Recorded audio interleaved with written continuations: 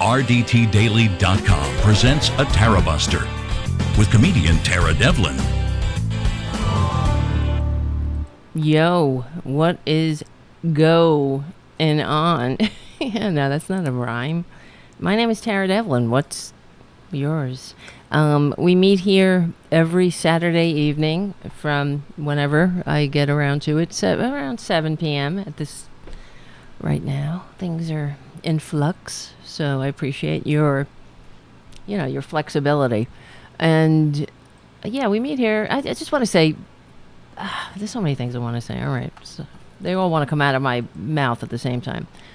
So let's just get the plugs out of the way, and then we'll dive into it. So I just want to, for you guys who are new, we are unapologetic liberal talk, and this is Tarabuster, okay? And we're on SoundCloud, iTunes, Stitcher. If you can, please become a patron at patreon.com. And I'm tangled over here. Patreon.com/Tara Devlin. Give the show a good review on iTunes. Give it a like, subscribe, and hit the notification bell so you know when we go live. And you can join us in the chat room, because really that's what gets me going here. Because otherwise, it sucks being in a pandemic and living in the United States of serfs and lords. But at least we have each other. We have this show and the means to get together and communicate. And I really am so appreciative of the community that we're building and the one that we've already built, all the OG Tarabusters. So thank you. If you want to hang out, come to youtube.com/C for channel/Tarabuster and hang out in the chat room with the great Tarabuster OG community, like Richard W. Thank you so much, Richard, for your super chat right out of the gate. Richard, he's optimistic about the show. He says another great show. So he's optimistic. We just started, but generally that's the consensus after the end. So this is all right. Let's just get going. I wanted to say that I effed up. I dropped the ball because I don't know if Mark is around. Mark Middlestadt. He's the millennial correspondent of the Tarabuster show and the Tarabuster community. And well, I invited him on the show, and then I kind of dropped the ball. This week has been insane, and I just saw that he texted me on Discord saying, "Hey, you want me to come on the show?" I'm terrible. So it's just me. I am the one man band. So. And it's a little overwhelming at times, and it's not the first time, and it won't be the last that I make a mistake and screw up.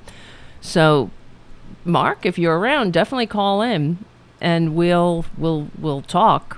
And otherwise, we can do it again. We'll have another, we'll schedule you for real, because Mark is an amazing young man, and honestly, he's one of the other people that get me out of bed in the morning, that make me really not want to give up, because this is, Mark is our future, and he's such an incredible young man.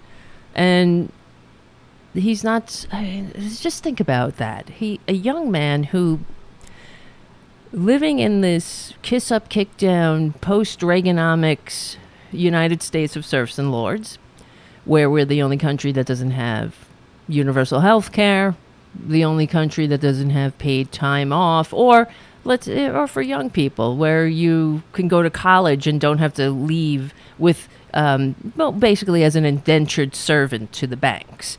That's what we have here. And Mark, just like me, I was born during Reaganomics, really. And, Mark isn't saying, "Hey, I want to tune out and play Xbox." He's creating his own community, shaping progress, where people are going to get together. Well, are getting together. And this is what we're going to talk about with Mark when he comes on the show. Getting together to discuss how to make the world a better place, and practical guide to activism in in this effed up country. All right. And we have a lot of work to do. So tonight's show, I titled The Dems Go Home as Democracy Hangs in the Balance. At least that's what I thought I titled it. Did I? Okay. I think I spelled it wrong. Wait. Oh, no, I did. I got it right. Whatever. What did you spell? It was a spell. I made a spelling error. It was a typo, not a spelling error. And then thankfully I caught it. Okay. For a second, I thought I didn't catch it. Okay. So it's right before Christmas. This is a problem. The Dems have gone home. What? We're in an existential crisis. The constitutionally limited Democratic Republic is under assault by Republicans. And you know what's so interesting to me, and it's also, this is part of the problem with the Democratic Party. The other day, Biden was talking, well, here, let me play Biden. We've supported Democrats fighting for voting rights bills since day one of our administration, making sure that we have unanimous support among Democrats in the Senate, which we do. But each and every time it gets to be brought up, that other team blocks the ability even to start to discuss it. Really? It's that the other team? What used to be called the Republican Party. Okay, that's only half true, because it's not the other team blocking voting rights at this stage of the game. Yeah, every single Republican is not on board with voting rights. Of course, they're in the process of dismantling democracy. But it's not the Republicans. It's the two damn Democrats, Kristen Sinema and Joe Manchin, who are standing in the way. So I find it pretty goddamn ridiculous. But you know, we're really in a tough bind at this point, because we know we're living in a corrupt system where money has bought politicians, and now government is an appendage of the affairs of billionaires, just as FDR warned. And you know, we ain't going back as far as Republicans are concerned.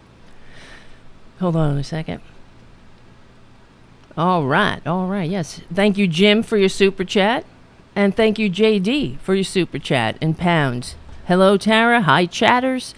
Just you being here doing a show, Tara, makes it great. Oh, thank you so much. That's so nice of you to say. So, it's a little bit, okay, back to what we're talking about, but it's a little bit ridiculous for the leader of the Democratic Party to, I guess, not give credit where credit's due. But I understand they're in negotiations. Now, part of me, whenever the corporate media, the corporate media really does drag this shit through the mud constantly. They're the ones. They're the problem. Reporting the, we don't need to hear this shit constantly. It is like Lucy and the football. Are they going to get it done?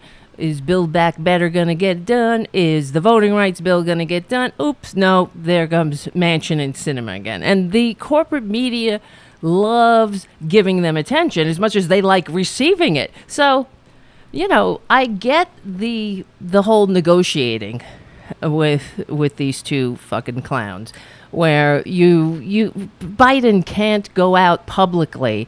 And because we have to walk this fine line, because he can't go out there publicly and start beating them up. At least this is my assessment of what I think he's doing. And he can't attack them without getting them to dig their heels in and hold their breath until democracy dies, because that's what we're up against. And the problem is we're so far gone into corruption that the system of corruption is not set up to actively address it. It's been so weakened over the years, and we're in a tough situation, because not only we really are fighting fascism with one hand tied behind our backs. We're not. We don't have a full-throated defense of democracy because some of the Democrats are not working in our best interest, and many more of those Democrats don't even believe in what we need to do, which is, let's explain. This is what we're doing here. What we need to do because I'm operating under the assumption that everyone, for the most part, wants a democracy. They want a functioning democracy and a economically vibrant working class. That's my assumption. I'm sure it's definitely wrong. Hold on. I'm back. Well, we're back. Not me. Look at me. What's wrong with me? I need a lot of things. All right.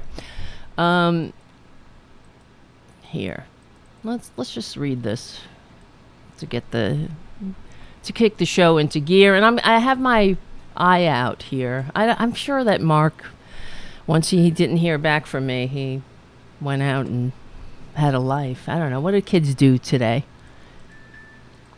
I'm sorry. Demon Rogue on, where are you? Twitch? No, Demon Rogue asks, do you ever read this chat? Not much, Demon Rogue.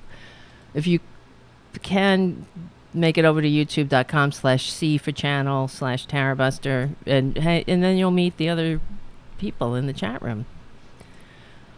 It's just too many chat rooms to look at. I'm sorry. And plus Twitch doesn't have a lot of people following me there, so there's more people at YouTube. Okay.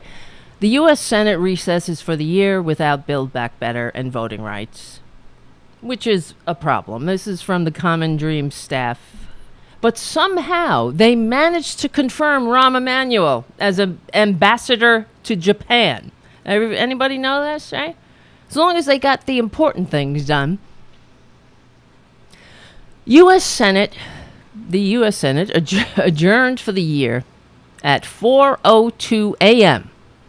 Saturday morning after Democrats failed to reach an agreement on their top legislative priorities, the Build Back Better bill and the voting rights legislation. Now, Build Back Better is probably dead until, if and when we win in the midterms, which, okay, I still have some hope that might happen, given the fact that the Republicans are, the fascist, traitor, domestic enemies that the founders warned us about. So I'm wondering if if they're going to be as successful as they think that they will be.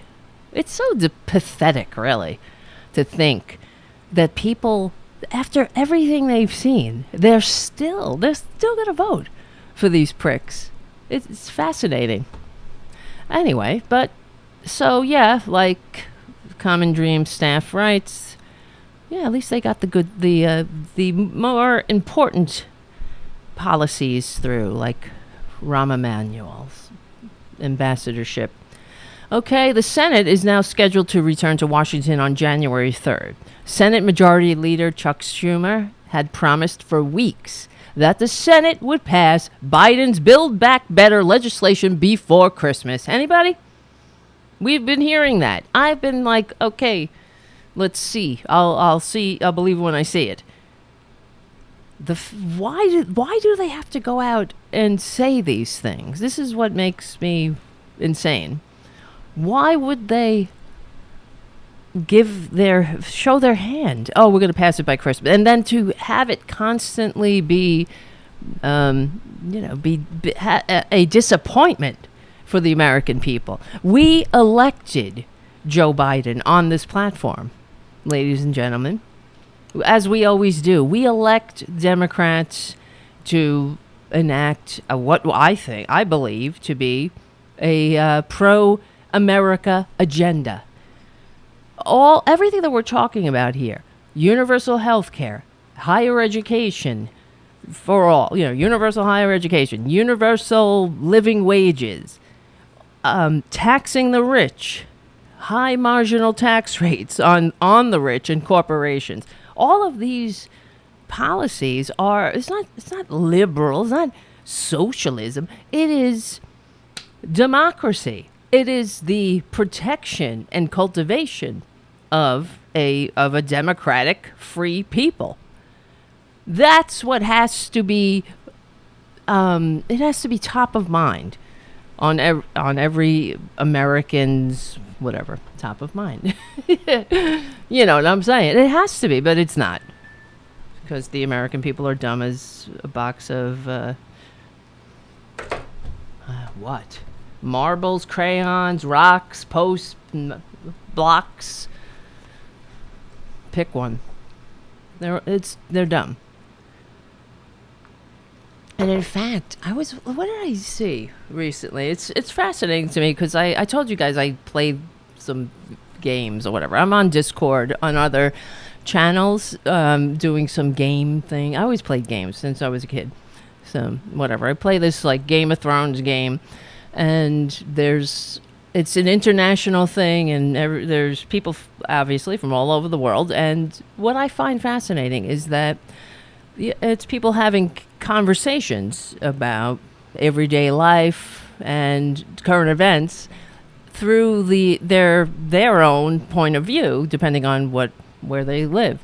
And I find it interesting that the negativity about the United States is clearly evident, and the rest of the world knows how full of shit we are, and the fact that they have to tolerate us because we might blow up the whole goddamn earth. If the wrong person's elected, right? So, but that to me breaks my heart. But it seems like the whole world knows how lost we are. It hasn't reached the red states, I suppose, but even though when they feel like something's wrong, they've been told that the cause is those brown people coming over here, right? So Senate Majority Leader Chuck Schumer promised for weeks that the Senate would pass these, the Build Back Better. Well, happy Christmas, everybody. Merry Christmas. We're finally saying Merry Christmas again. Thank God. That's right. James Cant Fredenberger on Facebook says, Schumer will always be first and foremost the darling of Wall Street. Absolutely. I'm from New York, so he's my senator. And he's commonly known as the senator from Wall Street. And this is the problem. The same operators and actors who've presided over the decline of the American working class, from the most upwardly mobile to the least upwardly mobile, from the slightest income gap to the widest income gap, this is the same crew, the same cast of characters who presided over the decline of the American working class into the working poor, from the working class to the working poor. I mean, the fact that we even have a term, working poor, and everybody's cool with it, says how beaten we are, how successful they've been with turning the American people against the very policies that are needed to not just unify the country, but have a functioning country. But see, there's always actors or whatever. There's always assholes who can't function in democracy. They lack the fundamental maturity, and that's what we're dealing with. Hold on, we'll be right back. This is Tara Devlin, Tarabuster. All right, so we're reading Common Dreams, an article of how the Democrats went home without passing their signature agenda, but they did make Rahm Emanuel ambassador to Japan. Okay. While Democratic Senators Joe Manchin and Kristen Sinema are largely responsible for killing the Democrats' priority legislation, Majority Leader Schumer was called out for never even forcing them to take a vote before adjourning for the year. Why? Why adjourn? Anyway, do you think if the shoe was on the other foot and Mitch McConnell had to, let's say his fillet billionaire act of 2021 was, he had been promising the billionaires that they would be filleted and sated by Christmas. Do you think Moscow Mitch would F off back home, back to that shithole that he lives in? Well, I mean, he lives in a nice mansion, surrounded. The shithole surrounds him. My God. Wow. And look at this. I'm looking at this article. David Sirota, back in October, wrote an article of how to handle these two clowns, Sinema and Manchin. And he wrote, as millions of Americans are being cut off from jobless benefits, this is another thing. All of the provisions, the child tax credit is going to expire, all the things that the Democrats promise. And you can promise the moon, but if you can't effing deliver a pizza, then go home. Go back to Wall Street. Go to the private sector and go fillet some billionaires. If that's what you're doing, that's what you want to do.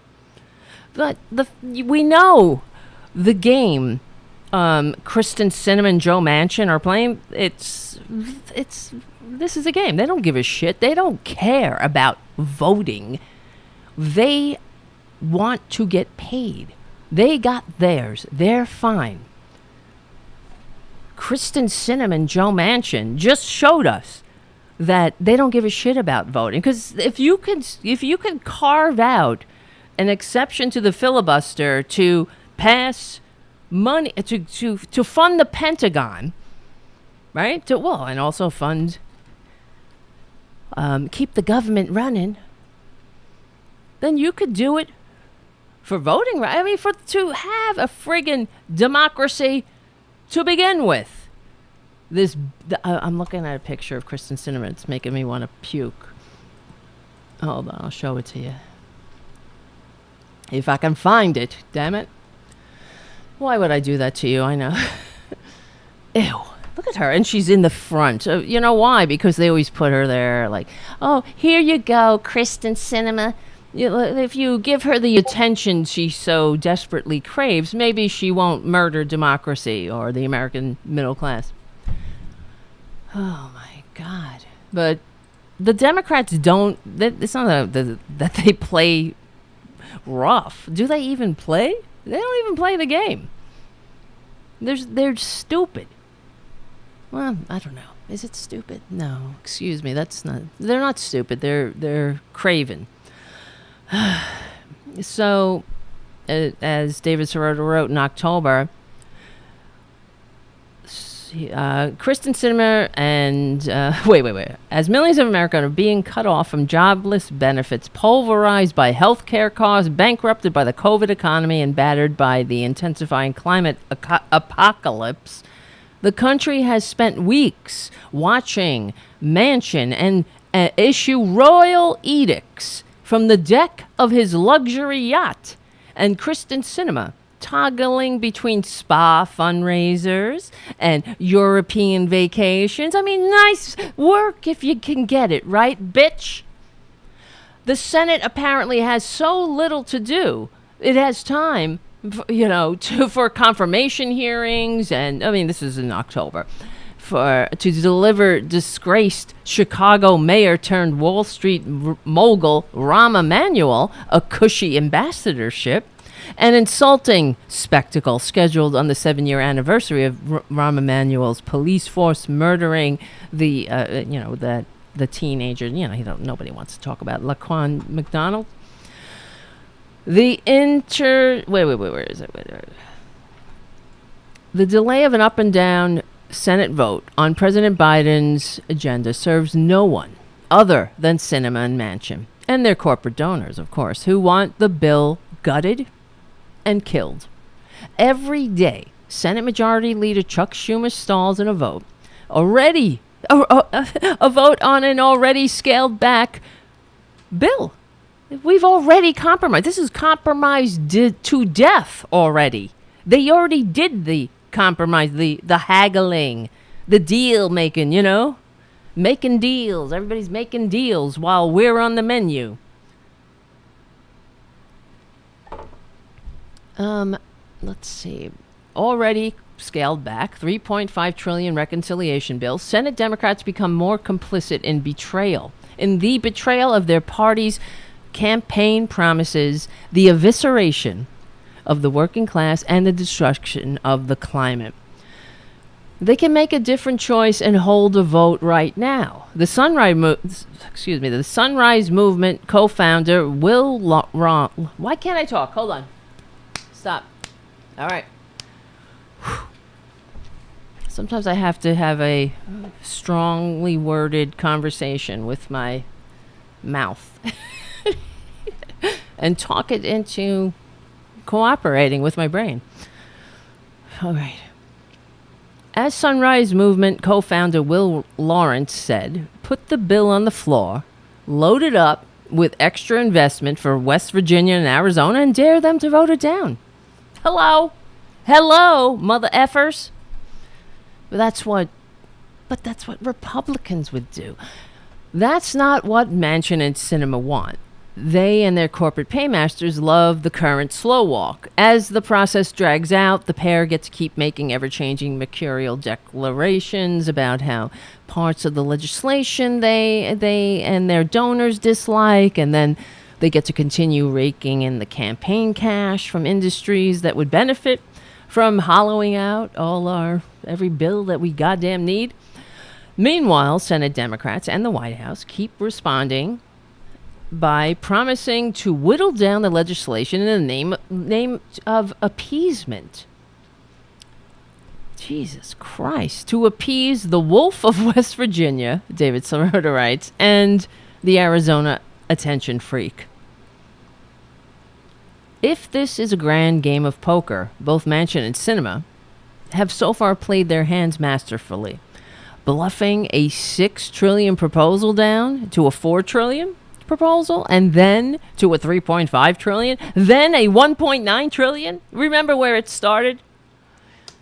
And potentially on its way to a $2 and a used Casio wristwatch. Now they're doubling down on their strategies, expecting nobody in power to call and make them show their cards. Sinema is again saying she won't even consider voting for the reconciliation bill unless the Republican-backed, lobbyist-sculpted infrastructure legislation she and Manchin negotiated passes first, which it did. At the same time, word leaked that Manchin wants the bill's major climate provisions watered down and or deleted. Then we learn that West Virginia senator wants to subject the child tax credit to work requirements. I hate them, ladies and gentlemen. And worse, more than that, the future generations will hate them. Trust me. These people will go down in history as the fissured hemorrhoids that they are. They will. They're not going down in history as the heroes who saved the filibuster. They're going down in history as two self-serving scumbags, disgraces, self-serving, self-seeking, greed-centered attention whores. That's what they're going to be remembered as. And hopefully they'll be out of the Senate. I don't know. We need, well, not out of the Senate. Well, fuck them. But we need to negate them by, I hate even to say this, electing more Democrats. That's what it feels like. Is that the only option we have? What else? Anybody else have any other ideas? Then got to get more Democrats in there. And, well, it's not just Democrats. It's got to get actual Democrats. People who understand what we're up against and actually want to do something about it. Because whenever I say, well, we got to elect more Democrats, I feel like Lucy and the friggin' football. No, that's not Lucy. Charlie Brown. That's what I feel like. Because it's like, and then people are like, well, that's why Democratic Party is a lost cause and you got to go for the third party. But, honey, by the time the third party is up to speed, it's over, honey. Why am I saying honey? I don't know. All right. Yeah, I don't know. Jim says there is no other option. And that's what they know. This is the problem. The Democrats know that. Well, Manchin and Sinema, that, oh, I hate her. Oh, she's the worst. Oh, he's the worst too. But he is what he is. She's the worst because she's just doing this because she's an attention seeker. And she doesn't bring anything to the table.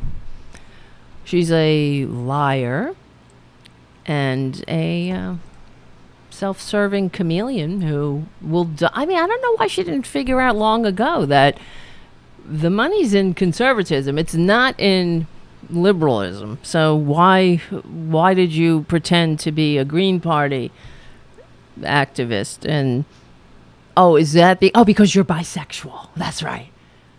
Fucking stupid idiot. Oh my God. Even that is so annoying to me. Not that I don't, bisexuals exist, but to me, she's just an attention seeker, and she thinks that makes her interesting somehow, Like, oh, I'm diverse. My eyeglasses are crooked. Oh, I have crooked ears. That's the problem. That's why I always, whatever. I'm very body dysmorphic tonight. I don't know. All right. Well, David Sirota continues. Considering that the existing existing child tax credit, it's already been noted as successful. Child tax credit lifted 3 million kids out of poverty since July. Hello. And Joe Manchin wants to get rid of it. Manchin's latter demand is not even pretending to be a serious policy. It's quite obviously a sadistic idea deliberately crafted to inflict harm. Of course, when you give something or you finally throw a lifeline to this dwindling, struggling, working poor, the dwindling middle class. And now here comes Joe Manchin and Kristen Sinema. They go, bing, sorry. My big money donors on my yacht. Remember that when I was recorded saying, "Hey, give my pal a job and he'll change his vote." Yeah, they want that. They want that money for them, so they can put in their bank accounts, and that's it. And then they can have parties with lobbyists and invite Kristen Sinema and Joe Manchin. Oh, they're gonna be wonderful fun for them. The rest of us, we can go fucking die, but whatever. It's okay. If you're rich and you're not in a targeted minority group, you're gonna be fine in fascism. You're gonna do just fine. Just don't go out of your gated community. That's the way it is in countries that fail. Well, I told you that story. A friend of mine, he married a woman from Pakistan, and her family's in Pakistan, and she comes from a very wealthy family in Pakistan. And he explained to me that that the wealthy in Pakistan, they don't follow the rules. They live in their gated communities, and they go from gated community to gated community. And when he goes to Pakistan to see his wife's family, his wife doesn't wear hijab or anything when they're in their little rich compounds. It's like a whole new world, a whole different world. The rules are for the dupes outside. Then it's really a means to control them. And that's really what they're setting up here. The conservative dreamland is Pakistan, except their version would have more Jesus, right? Of course. And really, because no taxes on the rich, the military is supreme and can do no wrong. In fact, I mean, the taxes, if you pay taxes, it goes to the military. There are no social services. There's no government schools. How Republicans say, they call it government schools. Everything that is needed for a democracy to function, they rail against and hate. So what does that say? They're fundamentally an anti-democratic ideology. It is. It's there. That is it. It's just the facts, man. Hold on. What was I looking for? Oh, here. That's me. Okay. Where is it? All right. As grotesque as they are, and that is the appropriate term for them, the gambits from Cinnamon Mansion do at least give us a glimpse of their overall strategy. The pair is not only wagering that the House Progressive Caucus will ultimately bail on their no climate, no deal pledge to hold out, but also that Democratic leaders will capitulate on anything and everything. Of course they will. Oh, yeah. You know why? Because the Democrats, the corporate lickspittles who run the Democratic Party, will say, where are they going to go? Where are those progressives going to go? They got nowhere else. And this is why we're in this boat. Because all the while they sold this country piecemeal, bit by bit, to Wall Street, they've been telling us, where you gonna go? When they destroyed the unions, where you gonna go?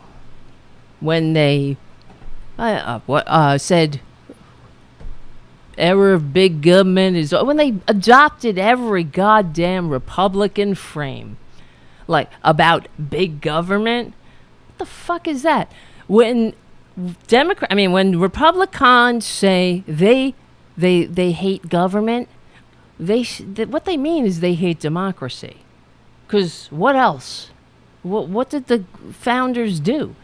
They rebelled to create a government, a better government in their view, a representative government, self-governance or whatever, where that was, I cannot stress how absolutely radical that was, and progressive in a world of monarchies and aristocracies, intergenerational aristocracy that went back thousands of years.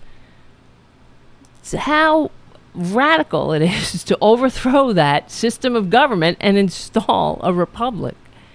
That is just incredible. And also,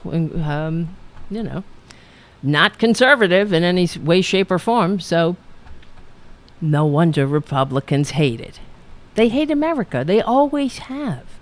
If this were the time of the revolution, they'd be the loyalists. And this is one thing that the American people don't even know, their own history. They think that everybody's like, okay, revolution, 4th of July, ping, ping, ping, here's some fireworks, yay, freedom. It's not the way it went. The American Revolution was it was really another civil war between Americans who wanted to remain with England and others who wanted to leave. And there were pro-monarchist militias that were made up of by American-born, British Americans, they called themselves. So, come on. You think that we can't agree on anything now? Do you think back then that people could agree on overthrowing a government that had been in place for thousands of years? Forget about it. So, and I hate them. I hate Republicans because I don't know. Did you see Jim Jordan? Well, besides Jim Jordan, it's not just, I don't hate them just for Jim Jordan. I hate Republicans. Why? Have you seen Jim Jordan? Really, that should be enough for everybody, but clearly it's not. But here, let me play Jim Jordan on the floor of the House whining about how Mark Meadows is a good man. Thank you, Madam Speaker. Democrats prevent Republicans from serving on the Select Committee. That's a lie. Kick Republicans off standing committees. That's Democrats a lie. Try to make D.C. a state. Well, that's true, but there's nothing wrong with that. Democrats try to end the filibuster. They try Yeah, okay. to pack the court. No, that's what you did. We're trying to save the courts from you. They do secret impeachment hearings in the No.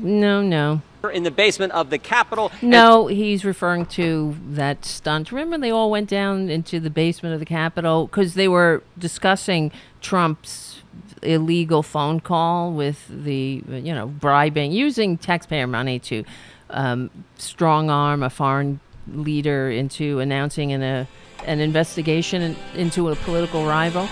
And they were in the secure location. And remember, the Republicans busted in with their phones for a photo op. Anyway. He's talking, this is Jim Jordan talking about how victimized Republicans are. Just said a naval veteran is afraid of the truth, and now today. Oh, naval veterans can never be afraid of the truth? You mean veterans are perfect and never wrong, is that it? Okay, great. Thank you for letting me share, because obviously Jim Jordan, if he should just watch the show, because I'm a veteran, so I hate that shit. I really do. A veteran, no less, says they said a veteran is afraid of the truth. So what? A veteran, because veterans are perfect, right? And never do anything wrong. They're always 100% dedicated to the truth, justice, in the American way. Never telling a lie, never hard or strong word. Look at this. First of all, look at Marjorie Taylor Greene behind him. She loves sitting in that seat because it's right on the C-SPAN camera all the time. And she just loves, talk about attention whores. Oh my God. Now today they are destroying executive privilege. Oh. The State Supreme Court held those who assist the president must be free to explore alternatives in the process of shaping policies and making decisions, and to do so. Isn't it funny how he's always so outraged? Opponents. Political group can write the White House asking the Department of Justice to use the Patriot Act against moms and dads, and 5 days later the Attorney General of the United States does just that. Then what do you think he's going to do when 225 Democrats in the House of Representatives ask him to put President Trump's chief of staff in prison? This is...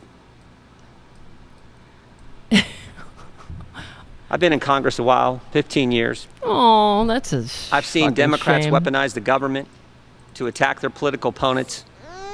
10 years ago, they used the IRS to target good people around this country, that good is conservative another people. lie. There's 5 such years ago, they used fucking the liars. FBI to spy on, abused the FISA process, used the FBI to spy on President Trump's campaign. 2 months ago, oh my God. 2 months ago, it was the Department of Justice using the Counterterrorism Division at the FBI to put a threat tag, a label, a designation on parents who had the gall to go speak up at a school board meetings and defend their kids. No, not parents, Nazis. Speak out against some crazy curriculum. And crazy curriculum. Now they're destroying executive privilege.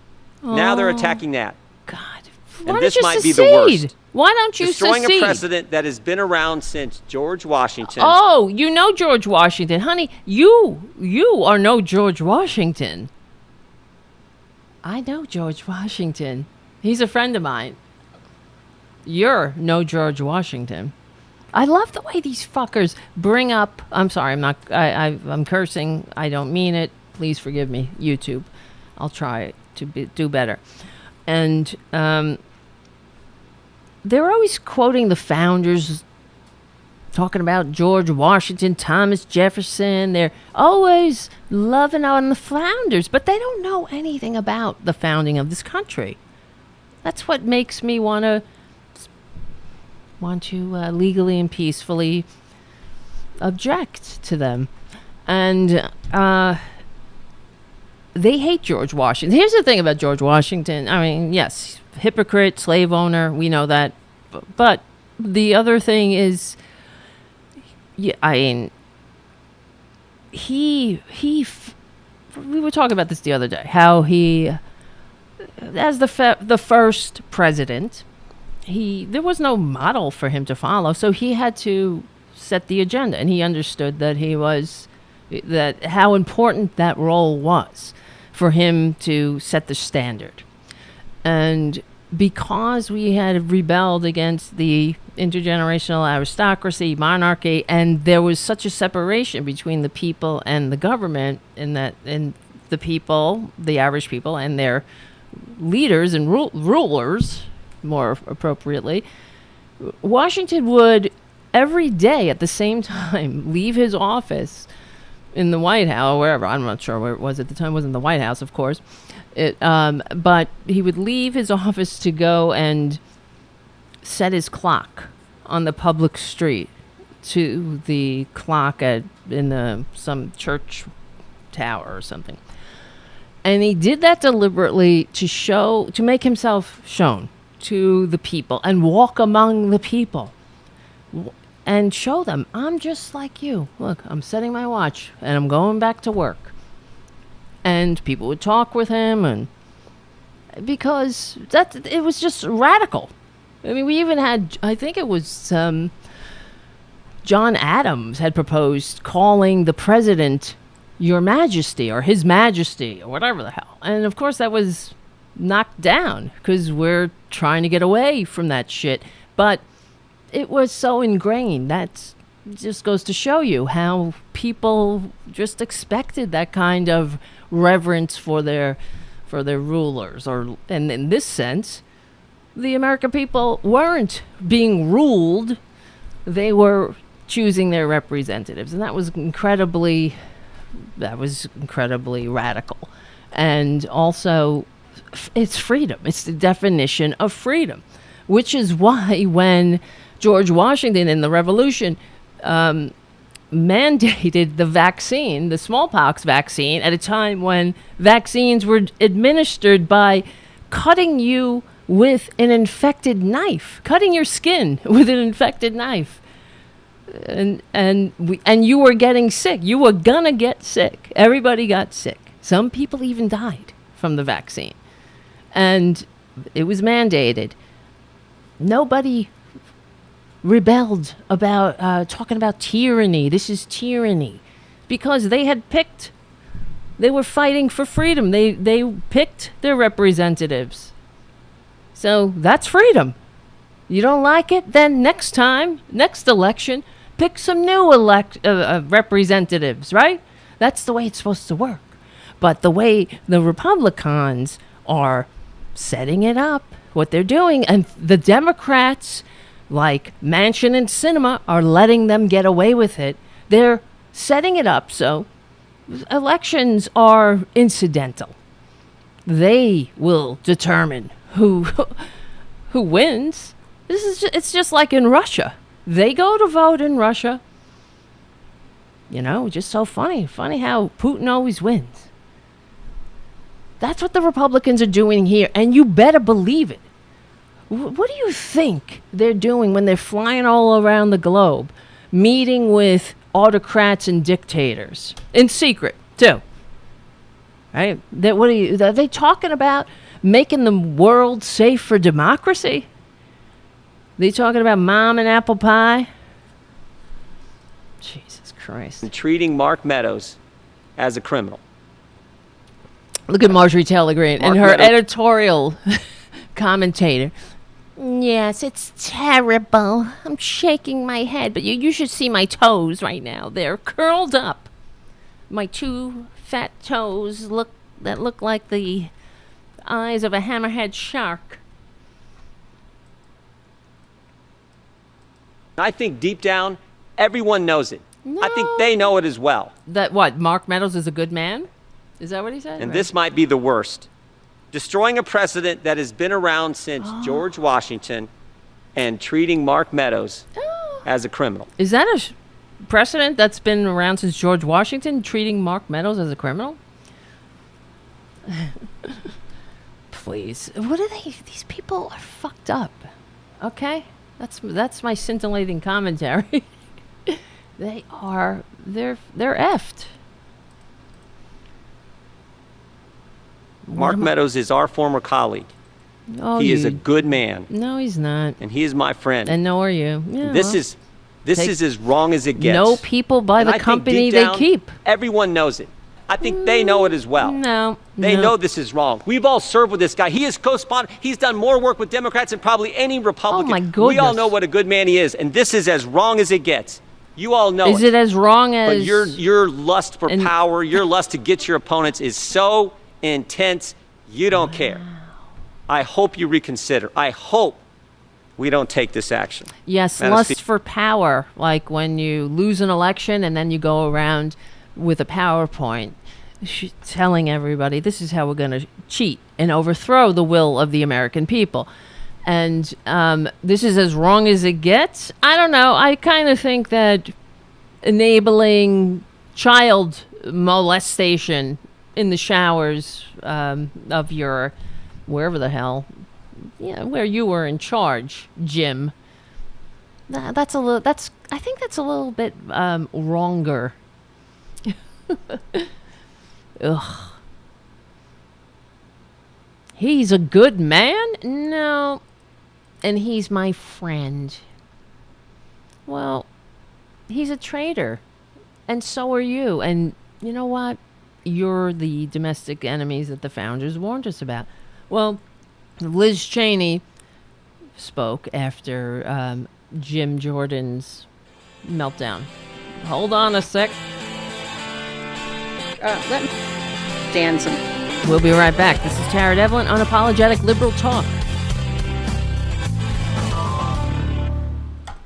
All right, here's Liz Cheney in response to Jim Jordan, and that's G-Y-M, Jordan's little whiny, he's a good man. Tirade. Okay.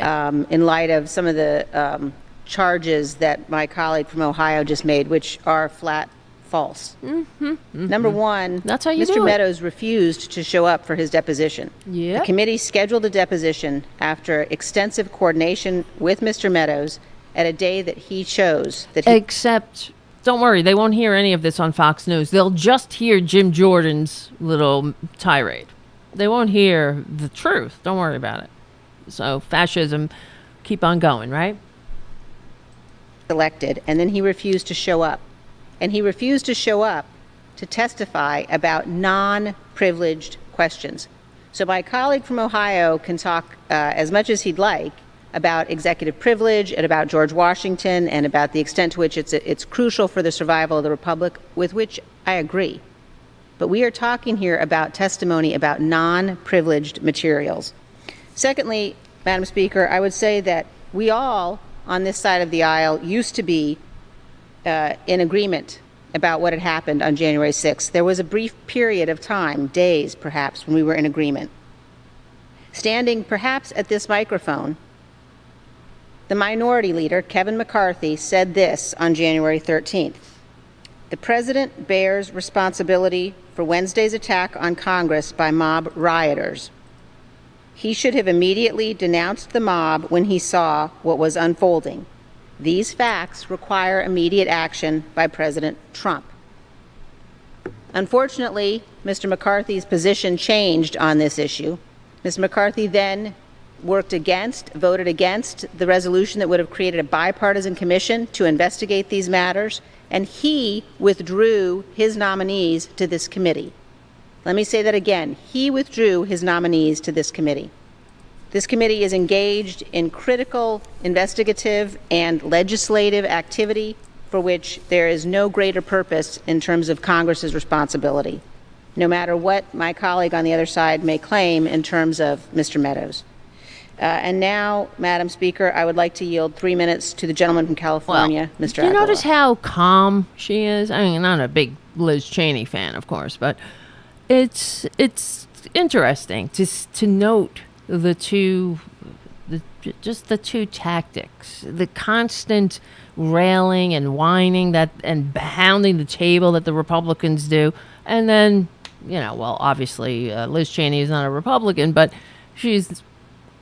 you don't have the truth doesn't need all the drama. You know what I mean? That these pricks bring. All right, hold on. You know what? You know who's on the phone? Mark. Hello, Mark. Mark. Hey, Sarah. Oh my God, are you there? I'm so sorry, Mark. It's all good. I've been watching the show. It's been great. You're so sweet. This is Mark Middlestadt, and he's our millennial correspondent and creator of Shaping Progress. And the Shaping Progress is, what you want to explain, Mark, please? Sure. Yeah, Shaping Progress is it's going to be kind of an association, so you'll be able to join it like any other group. And we're going to have events on progressive issues like you've been talking about, have discussions, and then it'll be a regular podcast. So it's starting in January, and you're coming on. Yes. So excited. Mm-hmm. We have a number of really good guests lined up. Cool. But I've been hoping to do it this year, the podcast, and I've had some health issues. So now I'm finally back into the swing of it. What happened? What, are you okay? I didn't know you were sick. Yes, I'm okay. I to be completely honest, I was smoking so much weed because of all of this stuff that's been going on that I actually made myself allergic to it. Oh wow! Jesus. Yeah. That's what happened. It's called cannabinoid hypermesis syndrome, and you get nauseous all the time. So I was nauseous like day in and day out. Oh no! And the only way to stop it is to actually stop smoking, which I didn't do for a long time. It was just making it worse. But now I've stopped it. Wow. No, I wonder if. I never heard of that. When I was young, and I used to do drugs, I'm in recovery. Everybody knows that. I talk about it, but I'm just saying, when I was young, I used to smoke a lot of pot, and I got to a point where I couldn't smoke pot anymore because it made me incredibly paranoid all the time, like whenever I smoked it, and I just wondered if maybe that was something. I don't know. Maybe I smoked too much. Yeah, that was happening too. I mean, and also I was hoping to talk to you about that in January on the podcast and stuff, if you'd be willing, because my aunt was also she was a meth addict for a long time, and she as soon as I was telling her about it, she was like, "Oh, you should go to NA meetings," and so now I've been I haven't actually gone to one yet, but I've been planning to go to NA, planning to do that regularly. Okay. Well, yeah. Wow. Yeah, there's a couple. Yeah. There's some groups in the area that are just for weed and stuff, but I also want to go to some regular ones. Wow. And I read the basic text, and all of that stuff has been, now, it's a one day at a time thing. It makes a lot more sense to me. And, oh my God, you're speaking my language. Wow, Mark, that's amazing. Congratulations. And I hope you feel free to reach out anytime and, talk, Absolutely. whatever. Yeah. Thank you. And Thank you so much. Yeah, because honestly, just you're getting clean young you have your whole life ahead of you, and and this opens up so much. This will open your whole world up, really. And it already has been so far.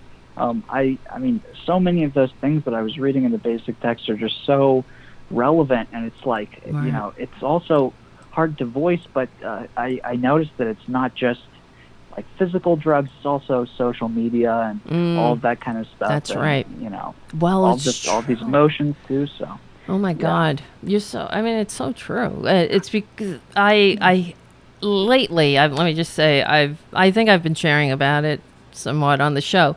I've been watching. I have to stop. I've been watching these like serial killer shows. I think I should. I talked to you about it, or talk to the audience about it, because it's not good. It's not good. Like, I watched a Ted Bundy show that was on Netflix or whatever, and then it just started watching more. Like, you know, watch this, watch that. You know how it comes up in your queue. Yeah. And it's crazy. Yeah, it's just. I know so many people who are watching those now. It's like, I mean, I totally get it. And it's like so interesting, but also like I have to wonder, you know. It's also a way of coping and stuff with all of the other violent things that we see that we can't actually. That's right. You know, but it makes me it gives me a lot of anxiety. It's not good for me, because I feel like you know, it's bad enough with these right wingers that get me all twisted, and then something like that. I start feeling like the world is, you know, filled with so many horrible people and all this, and that's what. And I get very anxious about it. So it's not good. I'm really susceptible to that kind of energy. Where I realized when I first got clean back years ago was that I had to what's the word, to actively whatever I ingested, even if it was movies, music, it had to be somewhat life affirming in a way, you know what I mean? Otherwise I was done. Wait, hold on a second. Be right back. So I couldn't watch anything that was like, I couldn't watch horror movies because that would make me upset. I don't know, whatever. I hope I'm making sense there. Yeah. No, absolutely. I have recently just put out an article on the blog at joinshapingprogress.org/blog, and I kind of talk about lots of those things, and I've been, you know, going through all of this. It was really getting to me, and the reason that I was smoking in the first place is it was all of this political stuff really gets to me, and all of the family dynamics and the community dynamics, and I one of the things that was really starting to help was I was watching, and this was partially because of you, because you talk about your Buddhism frequently. I was watching the live streams for the Dalai Lama, and you know, it's so relevant. So many of the things, it's often through translation, but what he'll say, and it's all tolerance and love and that kind of thing, and it really makes me realize like it's totally a choice between whether we want to digest things about fear and digest things about love or peace. And so I think even though often we're kind of presenting these political ideas in stressful ways, it's definitely more of a movement towards love and acceptance. And it is. Obviously what you do with pointing out the fascism and the problems we have in the government, it's like these people are making the total opposite choice. So even just the fact that they're the people we're watching now, and the people who are involved with the stuff that we're doing are just so light years beyond that. I think it's really important to recognize. Yes, and I think that as progressive, I mean, just the name, as the name implies, where we're making progress, like your show, Shaping Progress, but where we are the ones who lead the way. We're on the vanguard. We're the ones that we're on the right side of decency and dignity and democracy, and and that's absolutely. it. I mean, that's how you have to gauge it. Is this on the right side of decency? Okay. I mean, if we know basic fairness and basic, just basic fairness in general, and what promoting the general welfare is. We know that we're getting the short end of the stick here. And Yeah. the thing is that it's the promises. We've been taught that this, is supposed to be a certain way, and then it's twisted and it's manipulated, and we have there's the problem. The whole Fox News seeding the country with all of the lies. But the good thing, so Mark is a young man, and the thing I wonder, with your generation, you guys don't watch Fox News. None of your peers watch cable, right? No, the only real interactions I notice with that kind of conservative politics, I see like there are lots of people in my generation who their parents or their grandparents who live with them or whatever it might be will have Fox News on in the living room, or they fall down the PragerU rabbit hole, or whatever those younger organizations are.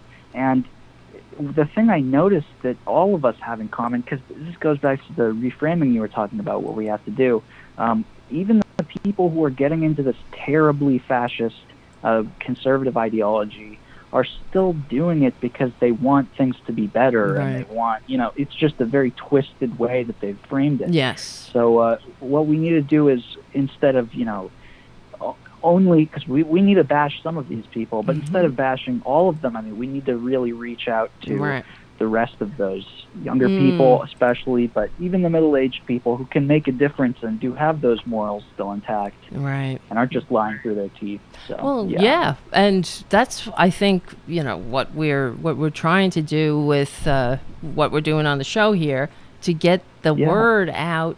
And because I do, we are up against the giant conglomerate, and the good news, though, I mean, I just wonder, though, if it'll last, like last week with Fox News really being exposed for the propaganda outlet that it is. I just wonder if that's going to stick, you know what I mean? So yeah, I think the articles that I was seeing and the shows that I was seeing about all of that deception are going to stick when they're framed in these lights that we're talking about, where it's like, look, these people aren't necessarily bad, but they're so misled. It's true. And these people that are misleading them are so nefarious that we really have to, I always notice when you're getting more discouraged and stuff, and I think it's really important, every inch of progress that we can make, every tiny amount of progress. And, true. We're not just making tiny amounts of progress, we're making many small amounts of progress. You're right. You're right. Important to hold on to and not give up on. Yeah. Isn't he amazing, everyone? I mean, I'm like, hello, Mark, take it away. Just like, we're talking to Mark Middlestadt, and he's the Tarabuster millennial correspondent and the creator of Shaping Progress. Is it shapingprogress.org? So join Shaping Progress. Join Shaping Progress. Yes, it's the URL is Join Shaping Progress, and that's your starting point. And Mark is just, he's like, I don't even know. You're the one. You give me hope. My God. That's what it is. No, if there are, it's mutual. It's always mutual. I would not have gotten into this kind of thing in the same way at all if it weren't for you. And I'm always the millennial correspondent first, And, wow. Yeah, I'm excited to be also contributing and doing the show too. And you wanted to. You were saying that you wanted to do like a Discord voice thing. What is that? Tell me about that. Yes. Or tell the audience on your Discord, too. Yeah, and we could do it on mine eventually too. But on your Discord, there are the voice channels, and I think we should plan a weekly meetup for maybe an hour or something, where we could all get on and talk just check in and see each other. How's it going? That would be very nice. What can we do to support each other? Further all this stuff. So. What do you think? Exactly. I love that. I love that idea, Mark, and I love that you're the one who, came up with it. Because I don't. Maybe that means I don't have to do it personally. Like, will you organize something? I can run it for you. Yeah.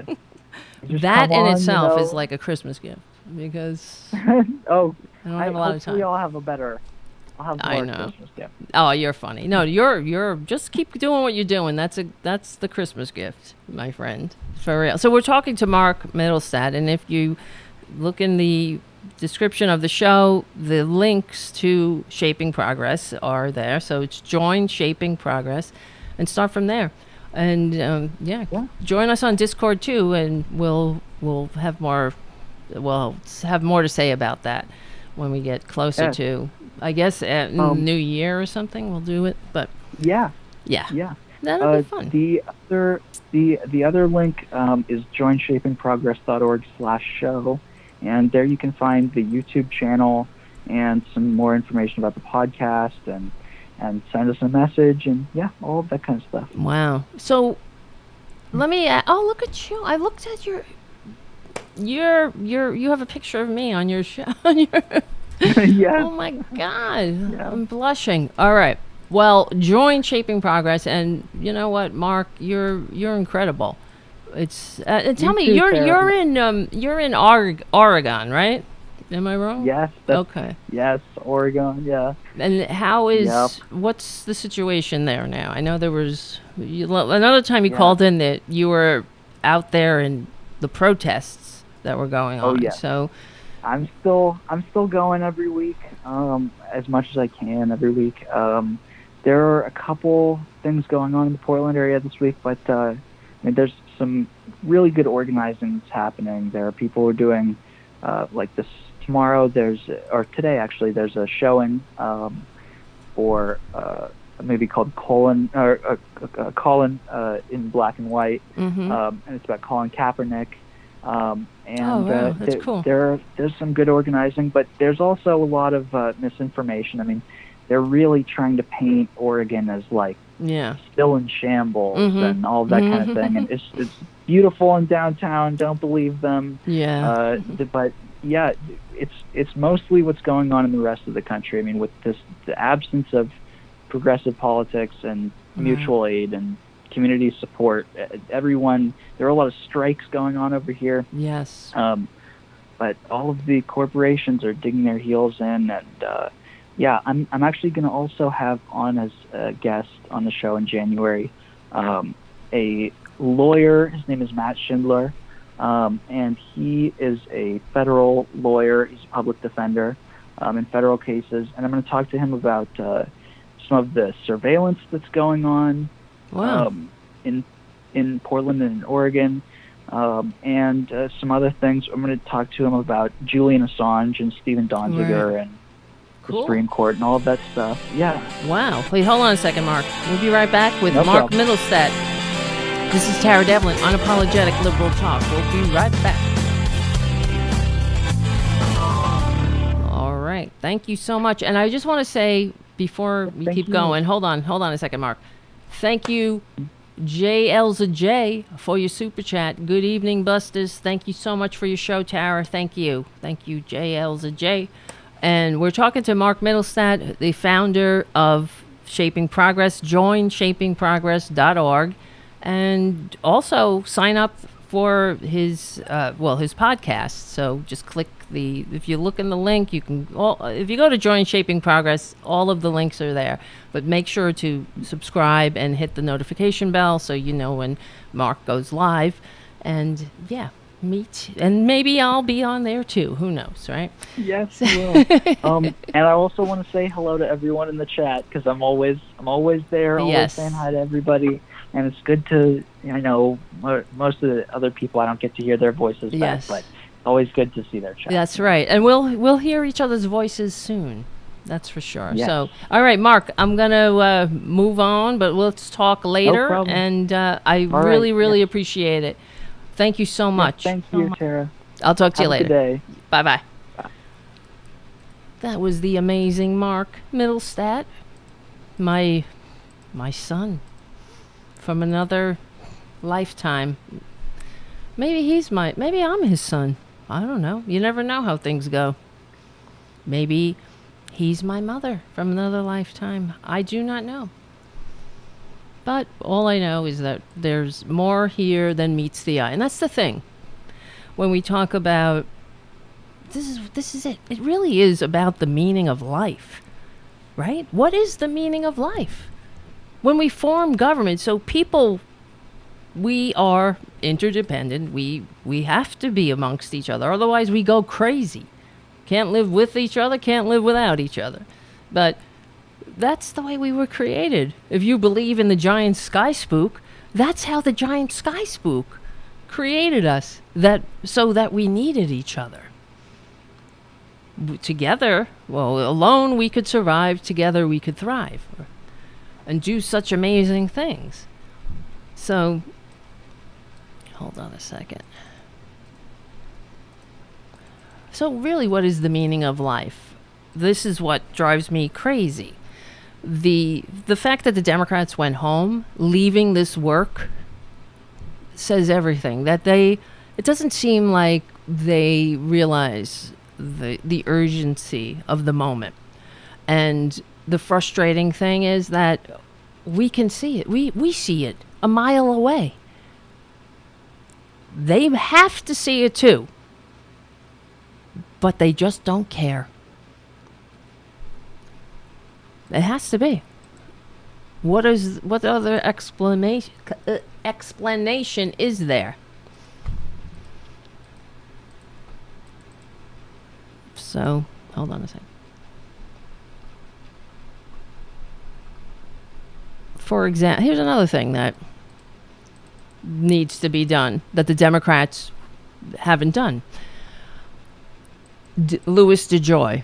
You want to right before Christmas, you could mail something back in the day for my entire life. You could put a stamp on an envelope, send it across country. It'll get there in 2 days for 45 cents or less, whatever it was, depending on the year. But through all of the changes, wars, 9/11. Never the post office slow down, or was it hindered, until Republicans. See, Republicans hate the post office like they hate democracy. The post office connects every community in the country. They hate the community spirit. We have to have a community, right? We have to have, it connects everybody. We've talked about it before. The United States Post Office delivers mail to every single community in this country, even the community of Native Americans that live in the bottom of the Grand Canyon, that is only accessible by a mule train. The United States Post Office goes there too. That's called civilization. And what do Republicans see? They don't like that. They don't think anything is worth doing unless somebody can get rich off of somebody else's labor. Let's make that clarification. Because it's not just that people can get rich, it's that they get rich off of your back. That's what the Republicans do. Well, and conservatives of both stripes. It's enabling the 1% to get rich off of your labor, of everybody's labor. That's it. They don't, without pesky democracy getting in the way, without the pesky general welfare, the only welfare that they want is corporate welfare. And of course, the latest war of corporate aggression du jour, whatever that might be, wherever. And as long as, your tax money goes to fund their misadventures all around the earth while they're destroying the earth. Because it doesn't seem like, when we talk about the meaning of life, it's greed. That's it. How much longer? How much longer are we going to take it? Because this is what we have to do. We have to redefine greed, Greed is is a sickness. And there's more important things than lining the pockets of people like Elon Musk, who I hate. I hate him too. Yes, I know, as Mark said, I practice Buddhism. And yeah, I could be a better person. Imagine if I didn't practice, right? That's what I say to myself. If you think this is messed up, you should have seen me back then. Okay, so DeJoy, Louis DeJoy, nets a massive bonus amid mail delays and rampant wage theft. Can you fucking believe this? From Truth Out. Now, why didn't Joe Biden see? He started making moves. They started replacing the board of the Postal Service. Get rid of him. This should have been on day goddamn 2, if not day 1. The U.S. Postal Service paid its top executives more in bonuses and perks last year than any other point in the past decade. Could that have anything to do with the fact that Louis DeJoy is squatting in the catbird seat of power there? Of course so. Because that's it. That's what Republicans do. They're a mob. It's like Tony Soprano going in and doing whatever they do. You know, you saw The Sopranos when they went in and they would take over a business. They just gut it. They shell it out. They hollow it out. And they parasites, just carrion. That's it. They're just parasites.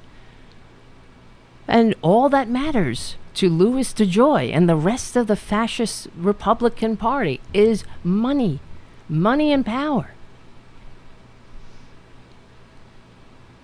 Jesus Christ. Postal Service paid its top executives more in bonuses and perks last year than at any other point in the past decade, adding up to $370,622 in extra income for the effing Louis DeJoy, who is an heir to Ben Franklin. This prick.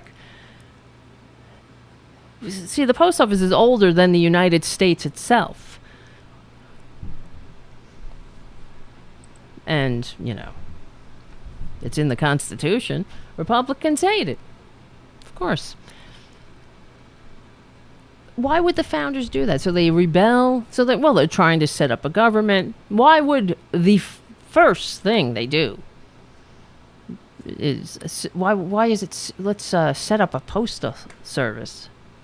Because it's a foundational institution. It's the infrastructure of democracy. We're building the infrastructure of democracy and freedom. And that's how we have to frame it. When we talk about progressive policies, we're not talking about, it's not about the liberal agenda. This is the American agenda. It has to be framed that way. Stop quoting Reagan. Stop saying Republicans, the American people need a strong Republican Party. They've done so much good. Enough is enough. This is Tara Devlin, and this is the end of the Progressive Voices part of the show. Come on over to youtube.com/C for channel /Tarabuster to hear the rest of the show, or on SoundCloud, iTunes, Stitcher, FYINation.com, Verdant Square Radio, ROKFIN.com. We stick together. We win. We are on the right side of history. We're on the right side of decency, dignity, and democracy. We will win. My name is Tara Devlin, and I will see you soon. Become a patron at patreon.com. All right. Patreon.com/Tara Devlin. See you soon. All right. We'll keep it. That's all right. Back to Louis DeJoy. DeJoy got a $75,000 performance bonus. Can you believe this? So the Postal Service is being gutted from the inside, and service is down. It now takes how many days now? I'm hearing different reports. 5 to 8 days, yes, to go across the country instead of 3. 2 to 3, now it's 5 to 8. Thanks, Republicans, because everything they touch, they destroy. And that's on purpose. It's not, some of it is not just because they suck. They're, of course they do, and they're lazy. They don't want to work. They want to rig the game. But they're doing it to destroy democracy. And that's the game. And all you have to do is notice, just look at what they've been doing, what they've been up to. When you attack, let's say, for example, Republicans, when we were talking about public schools, they hate public schools, but public schools are they're necessary. They are an ingredient to freedom. Yeah. And democracy. It's an ingredient of the infrastructure. It's part of the infrastructure of freedom. That's how we have to frame it. Remember when Poppy was on the show a couple of weeks ago and we were talking about that? Let's hold on to that. The infrastructure of freedom. I think that's a good one. But that's it. That's what a post office is. It's part of the infrastructure of freedom. That's what public schools are. So when Republicans, this is why Democrats suck, when Republicans start attacking government schools, the Democrats, instead of backpedaling and saying, sure, I'm all about freedom to go to your home school where you teach that Jesus rode a dinosaur. Sure, because that's equal to an actual education, right? Sure, I'm all for it. And that's what the Democrats do. But what they should do is say a public education is part of the infrastructure of freedom. And don't apologize. The founding fathers knew this. They knew that education, we needed an educated populace. Isn't this what they spoke about? The population needed to be informed so they could participate in the civic life. See, gone were the days of being lorded over and ruled and being told. You now had a voice. You could vote for which direction you hoped and wanted your representative to take your policies. $75,000 performance bonus for Louis DeJoy for fucking shit up. Anybody? Hey, would you, at your place of employment, let's say you F things up, if you slowed down production over 50%. Oh, maybe, no, he slowed down production. He slowed down delivery over 100%. He doubled it. And then some. And he gets a perk. And that's well, no, it's not our money. That's the money that the post office is self-sustaining, and it sustains itself by stamps, selling stamps. And, yeah. But Louis DeJoy, $75,000 for doing worse than nothing, you know? That's the Republican way. That's the Republican way. Grift, steal, rig, gerrymander, and make sure you line your pockets, boo.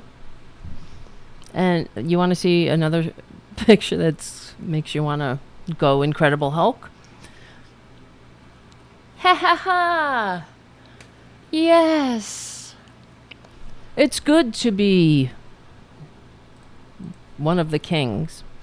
It's good to be a rich sociopath that doesn't give a shit about anybody else. Or have any allegiance to the country, to the founders, to history, to the future.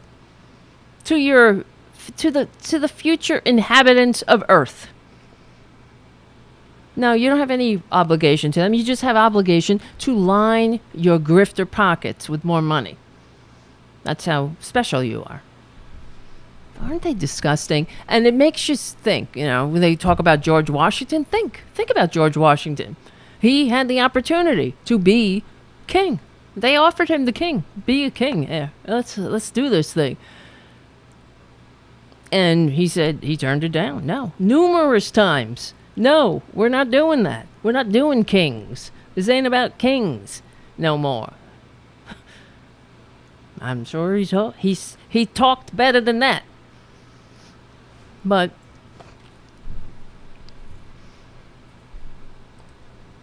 what would happen if they offered Donald Trump the kingship? Of course, this is what they're doing.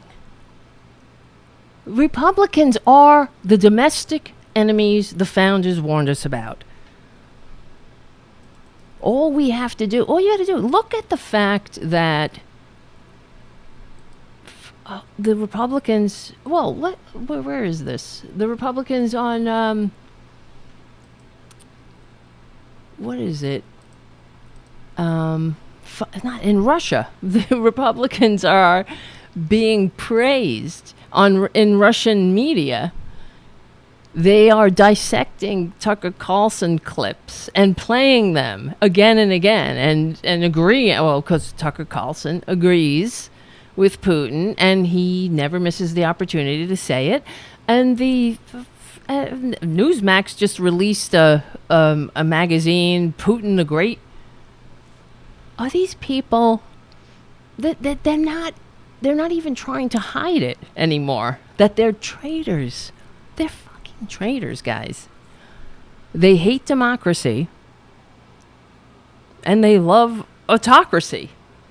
And it's worse than that. It's not just that they hate it and they hate this and love that.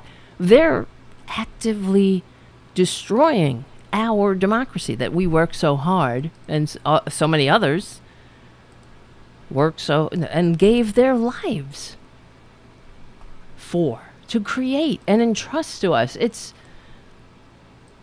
beyond repugnant what these pricks are up to. But all over on where is this? Yeah, I have some of it. Do I? No, maybe not.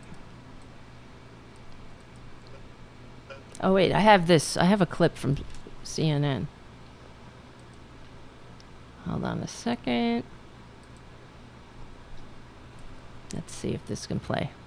Look, this is all from it's from Tucker Carlson, but this is their, the Russian state media. Let's see. Or Raskin, or Yates, or... Oh. Damn it. He explains. But it's his defense of Russia's threat against Ukraine. Yeah, it's too low. Sorry, I won't be able to play it.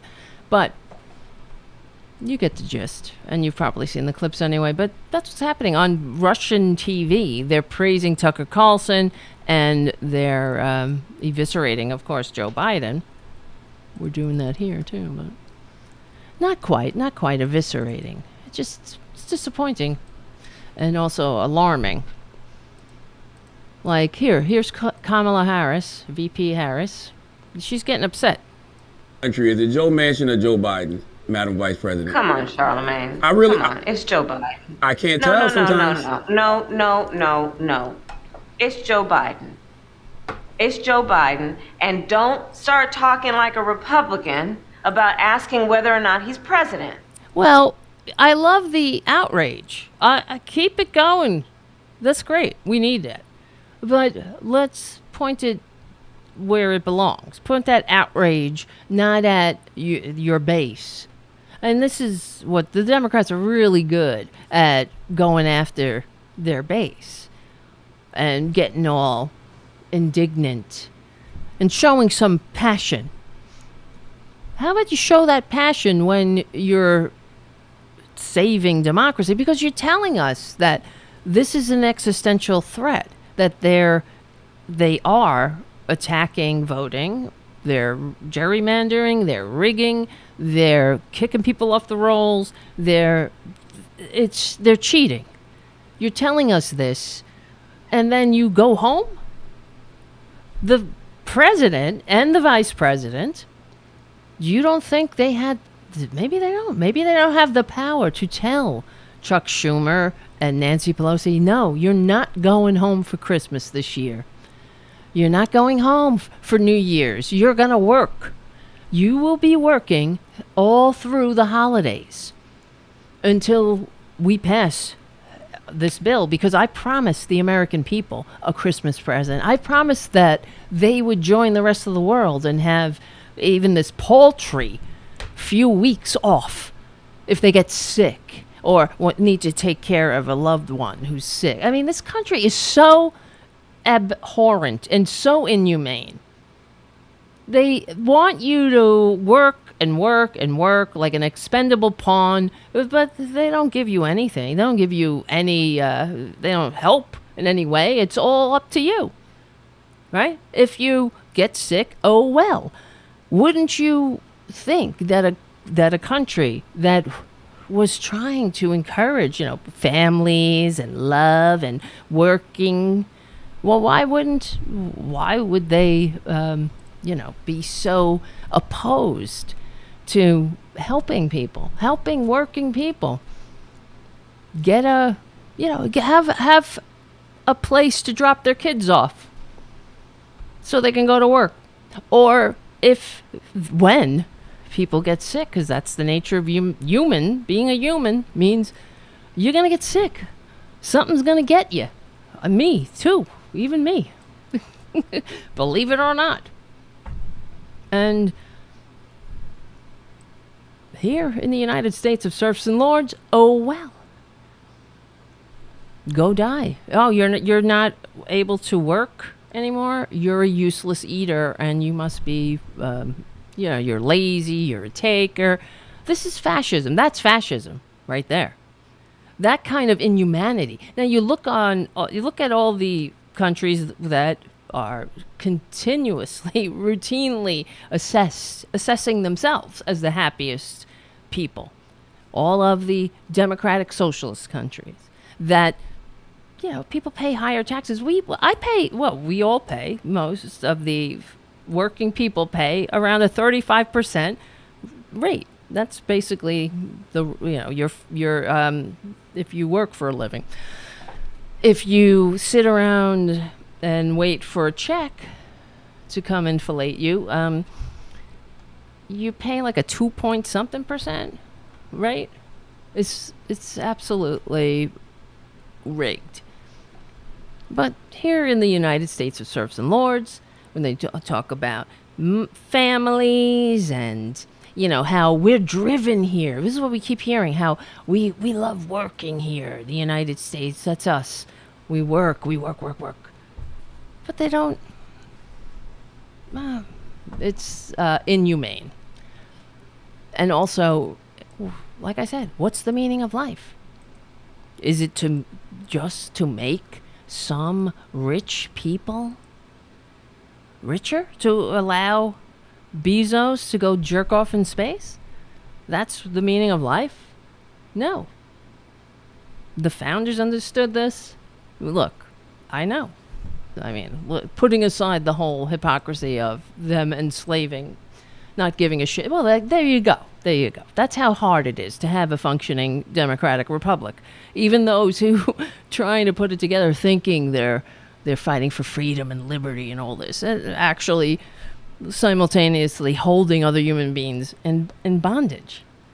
But we're all fucked up. That's human beings for you. Human beings. That's what I used to think it was. Human beings.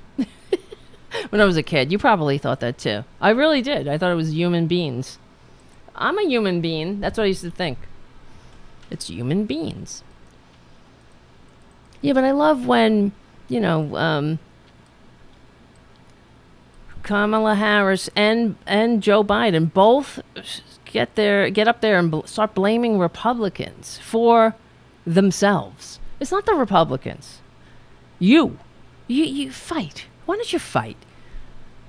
The American people, or just people in general, they like people who fight for their convictions. But it doesn't seem like you have any goddamn convictions when you tell us that we're in an existential crisis for our lives, for democracy, and our president that we voted into office, who received the most votes to enact his agenda, it promised us that he was going to pass this historic legislation, and then they go F off home for Christmas. Bad. It's a bad move. What would it take? If you're fighting for your life, why are you going home for Christmas? You know? I mean, when we all heard about, in war, we heard about the Christmas truce, remember, in World War I. They didn't get to go home. They still had to sit in the trenches. Why are you going home? Unbelievable. Well, Bernie Sanders says that he ripped into Manchin and Sinema for betraying America.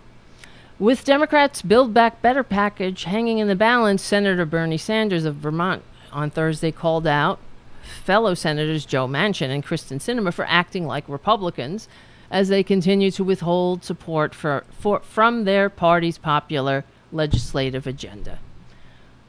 This is from Jake Johnson from Common Dreams. And Bernie says, you got 50 people in the Republican caucus, Sanders said. Sanders said in an appearance on MSNBC on Thursday night, amid reports that the Senate GOP is watching from the sidelines with glee, quote unquote, as Build Back Better falters. When Republicans are happy, you better believe the American people are suffering. You ever notice that? When Republicans lose, the American people win. When they win, the American people lose. Like with their tax scam, anything that they touch. Like even the fact that we have to F with this voting shit now. That's because of John Roberts. The illegitimate John Roberts, appointed by the illegitimate George W. Bush, who received fewer votes and was installed by the Supreme Court. Despite receiving fewer votes and despite losing. He actually lost the Electoral College as well. Sanders, who helped craft the original $3.5 trillion Build Back Better plan, has since been slashed in half by these corporate pricks, said that while he respects the alternative viewpoints of his colleagues, I do not respect the arrogance of any member of the Senate who says, you know what, I'm going to torpedo this entire bill, which the Vermont senator noted is popular with the U.S. public, including 89% of Democrats. You got two people who say, you know what, if you don't do it my way, I don't care what the president says. I don't care what 48 of my colleagues want. It's my way or the highway, Sanders said. And that I regard as arrogance. You fight for your ideas, but you don't say my way or the highway. And you notice how the mainstream media does it again. They do this to progressives. Will the progressives stand in the way of Biden's agenda? That's what we're going to hear. How long is it going to take for the mainstream media? Once Manchin and Sinema are done, well, they will never be done. It will somehow, it'll be interesting to watch the mainstream media blame this on progressives. Manchin, who for months has been one of the chief obstacles to passage of the Build Back Better Act, threatened to derail the package once again. Behind closed doors, he said that Democrats zero out... This week, demanding... this is what he did. He demanded behind closed doors that Democrats zero out the expanded child tax credit. Fucking bastard. Which will lapse if Democrats don't approve this reconciliation package before the end of the year. Well, fucking Democrats blew it again.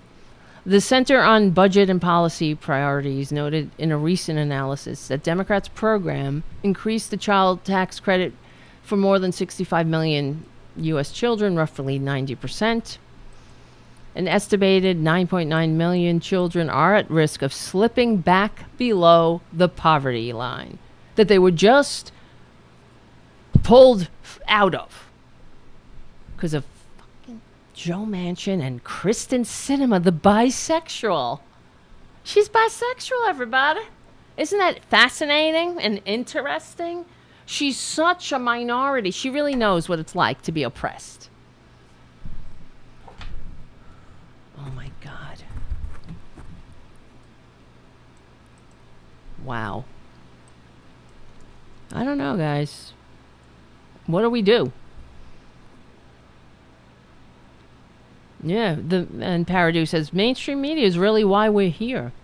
They should know better than to equate things that don't equate. Yeah, that is true. But mainstream media is part of the problem. I'm looking for this tweet. Somebody tweeted.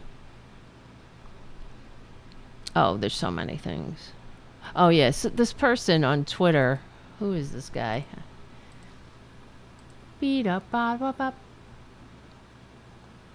Let's see, this guy. Who's this person? Andrew Wortman, Dems. He is just some guy. I don't know. He wrote, I just found this an interesting question. He wrote, you can only ensure one of the following three things. 1, Fox, OAN, and Newsmax file for bankruptcy. 2, Trump is indicted and convicted to life in prison with no possibility of parole. 3, the Supreme Court is expanded before Roe and any other fundamental rights are touched. Which one? Which one do you eliminate? Number 1, I say. That's it. Because number 1 makes every other issue possible. And there would be no reason to even give a shit whether Trump is indicted and convicted to life in prison without parole. He wouldn't even be a thing without Fox, OAN, and Newsmax. Or the Supreme Court would never have been corrupted and we wouldn't have had a George W. Bush. God knows what a different country we'd be living in. Imagine. This is what makes me weep. When I think about George Washington and all of the times where we could have fallen back into tyranny, right, from one intergenerational monarchy asshole to another, that could have happened at many turns and points along the way. And I often think about turning points in American history, and it makes me weep, frankly. Like, for example, Jimmy Carter. It makes me weep. Yeah, he was doing great in the polls before before the hostages, and that's and the Republicans made political treasure, I suppose, out of their treason. They negotiated behind the back of the sitting president with our enemies who were holding American hostages and said, hold these hostages a little longer because it's making Jimmy Carter look really bad and it's hurting him in the polls. So hold on to these people who are supposedly our fellow Americans. Keep them in captivity. Fuck them over. Who cares? Whatever. They're just useless eaters. They're just pawns. And that's Ronald Reagan. That's treason. Just like when Nixon was committing treason by negotiating behind the back of the sitting president at the time to the same thing with Vietnam. And he was caught by the CIA and they had him on tape. And he said, and Johnson called up Everett Dirksen and told him to tell Nixon to stop it. This is treason. That's what he said, quote unquote. This is treason. Dirksen said, I know. But that's just another election strategy for Republicans. Just like lies, treason, negotiating with tyrants behind the back of the president. And that's what they're doing. I mean, that's Republicans. They are, they're traitors, and they've been at this a long time. Sadly, they've found willing conspirators with the Democrats. The Democrats, they've gotten better, but we're in big trouble if this is what we got to fight with, because, like I said, it's like fighting with one hand tied behind our backs. Cory Bush was on mainstream media after the Democrats went home saying, what the hell are we doing going home? We should not be going home. We should be fulfilling the president's promises and delivering democracy to the American people. God damn it. Instead, we have another Christmas in uncertainty where it's okay. The traitors on Fox News will just be pumping out more lies. I'm sure. Did you see the traitors, Hannity and Laura Ingraham? Let me just play this before the show is almost over. I see the time. We're running out of time. Oh, God. That's why I need more shows. Because I wanted to play... Well, Trump said he saved Christmas, but let me play Laura Ingraham and Sean Hannity discussing themselves being outed as the traitors, liars, and propagandists they are. About what? I got to compose myself. I don't think Liz Cheney likes us. I'm very... I mean, I've tried my best. I've worked really hard. I've tried to be... You I don't think she likes us. I don't think she likes us either. I don't think she likes us, Hannity. I don't know why. I don't know why. My heart goes pitter patter. I'm upset. I go I'm losing sleep over it. I know you are. I just wanted to make sure you were okay and the grief counseling was working. Okay. About what? I got to compose myself. That's their comment on being outed as the bunch of lying propagandists that they are. Ha ha ha! I don't think Liz Cheney likes us. Ha ha ha ha! Oh, I'm really hurt. It's not personal. Laura and whatever your name is, traitor. I'll just call you traitors. It's not personal. It's patriotism.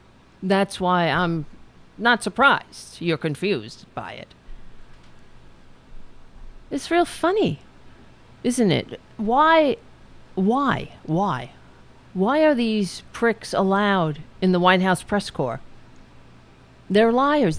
We have the proof. We could play it side by side.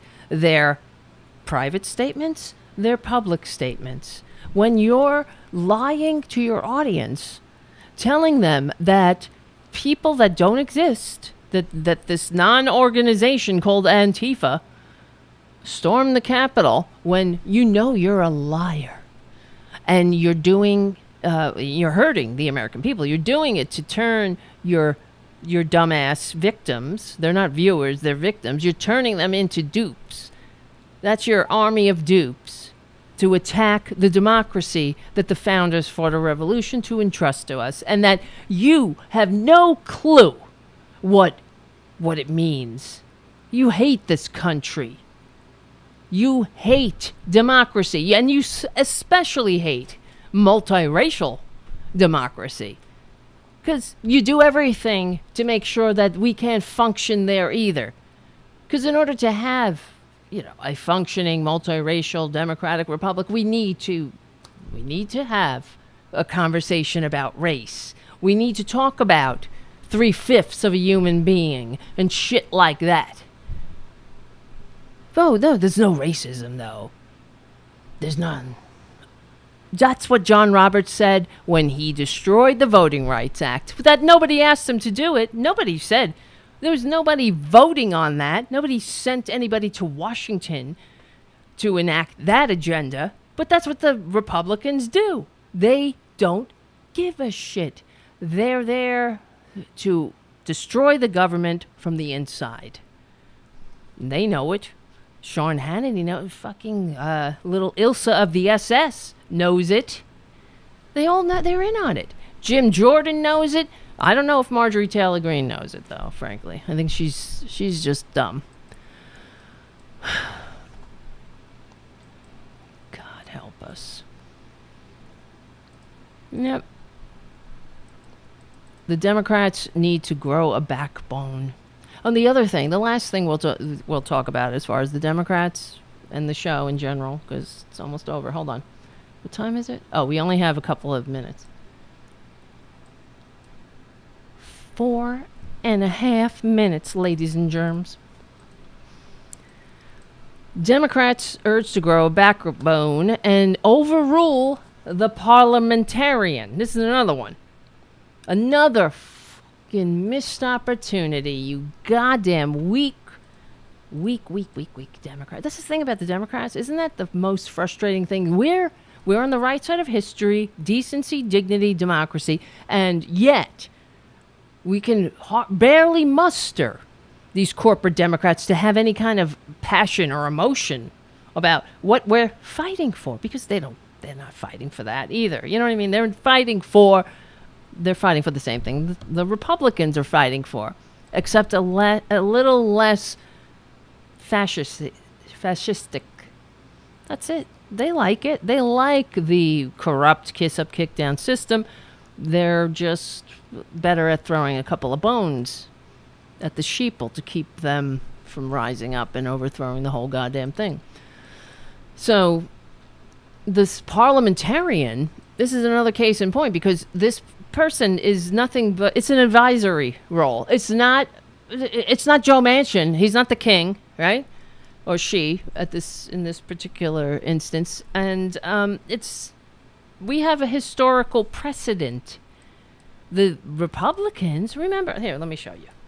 Parliamentarian. Back in the day, here, from the Washington Post, May 8th, 2001. Senate parliamentarian Robert Dove, the official response. Wait. Here I go again. Sorry, I have to hit my mouth so it jumps into gear.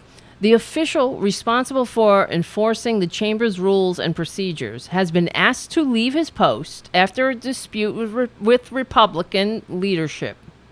Okay. Dove angered Republicans, especially Majority Leader Trent Lott, with at least 2 recent rulings that effectively made it harder for them to push President Bush's budget and tax cut proposals through the evenly divided body. And that is exactly what we're up against. The evenly divided body, the Republicans they got rid of the parliamentarian when the parliamentarian kept cock blocking them. And I don't know why I said that, but whatever. It came out of my mouth. Because I'm feeling salty right now. But the parliamentarian is not the king like Joe Manchin. Get rid of him. Get rid of her. Get rid of her. She's standing in the way of the millions of Americans who voted for Joe Biden's agenda and to save democracy from the goddamn fascist coup. Just get rid of her. Can't do it. Parliament. It's like they just like it. They'll take the whiff. Okay, oh well, we tried. Why is it that Republicans are so they are so adamant? They work their little fascist fingers to nubs. They will rigor and jigger and gerrymander, and they'll fire the parliamentarian. They will throw down a gauntlet. They will violate norms, cross lines, and all to destroy democracy, but the Democrats won't even goddamn miss their vacation. Guys, we got a lot of work to do. My name is Tara Devlin. Thank you for hanging out. This is unapologetic liberal talk on the right side of history, decency, dignity, democracy. Join Mark Middlestadt at joinshapingprogress.org. We will win. We're on the right side of history, decency, dignity, and democracy. My name is Tara Devlin. We stick together. We win. I'll see you soon.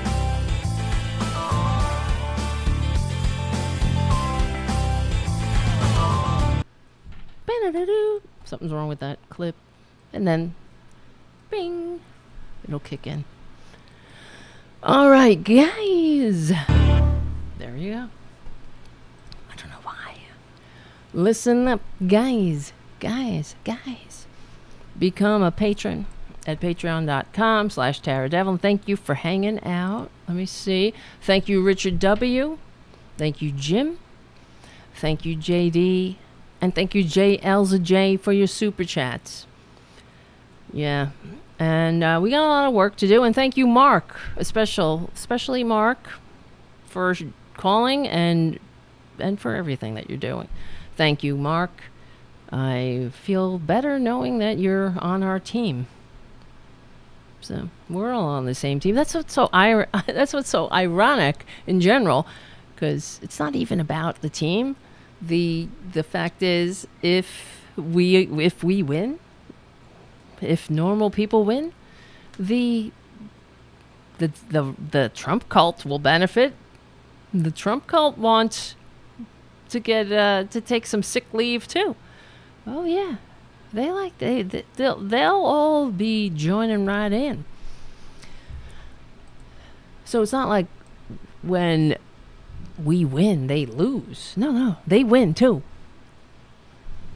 All right, my friends, I gotta go because I gotta go cut the show, and then I have to go get unconscious. It's a lot,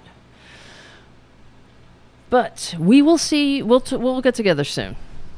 All right, and next couple of days, probably Wednesday or something like that. And wait, holy shit! I forgot, it's Christmas week. Oh my God. I think we might do a show on Thursday. Then Christmas Eve is Friday? But there's not going to be a show Saturday. Okay? It'll be the repeat of probably the Thursday show.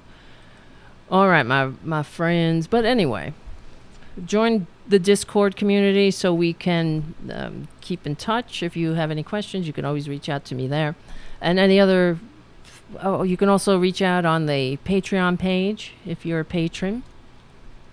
And there you go. All right. Thank you, guys. Thank you, Stephen King. I see you on Facebook. And James and Demon Rogue. Thank you all, guys.